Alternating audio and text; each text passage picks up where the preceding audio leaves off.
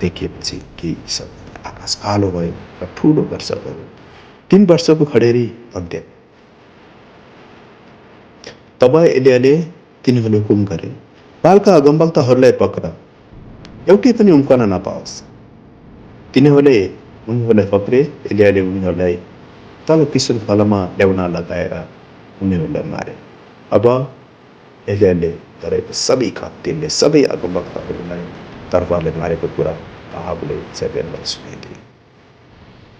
यसै कारण इजबेलले एलिया कहाँ यसो भनेर एउटा समाचार पठाए, जसरी तैँले उनीहरूको प्राण लिइस् त्यसरी नै उनी यही बेलासम्म तेरो प्राण मैले लिइन भने देवताहरूले मलाई त्यसै वा त्योभन्दा बढी व्यवहार गरौँ। तर यस्तो महान विजयपछि पनि एलिया मानव कमजोरीबाट मुक्त भएन।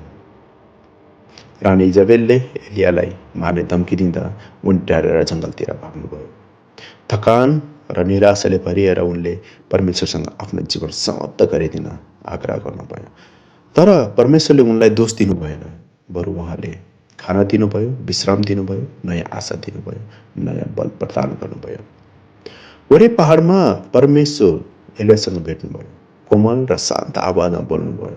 त्यही आवाजमा एलियाले नयाँ दिशा र उद्देश्य दियो, नयाँ राजा अभिषेक गर्ने र एलिसालाई आफ्नो उत्तराधिकारी बनाउने। यसले हामीलाई सिकाउँछ परमेश्वर थकित र निराश सेवकलाई पनि पुनः उठाउनुहुन्छ। कर्मेलको आगोपछि पनि इजरायलमा अन्य पूर्ण रूपमा समाप्त भएको थियो। राजा आहाबको हृदय अझै परिवर्तन भएको थियो।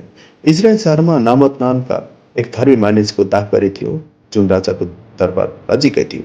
राजा आहाबले त्यो दाखबारी आफूलाई चाहियो भन्दै नाबोतसँग किन्न वा साट्न प्रस्ताव गर्यो। तर नाबोतले नम्रतापूर्वक जवाफ दिए, यो मेरो पुर्खाबाट आएको सम्पत्ति हो, म यसलाई बेच्न सक्दैन। यो सुनेर राजा रिसाएर उदास भई आफ्नो ओछ्यानमा पल्टियो। रानी इजबेलले राजाको कमजोरी देखिन् र दुष्ट योजना रच्यो।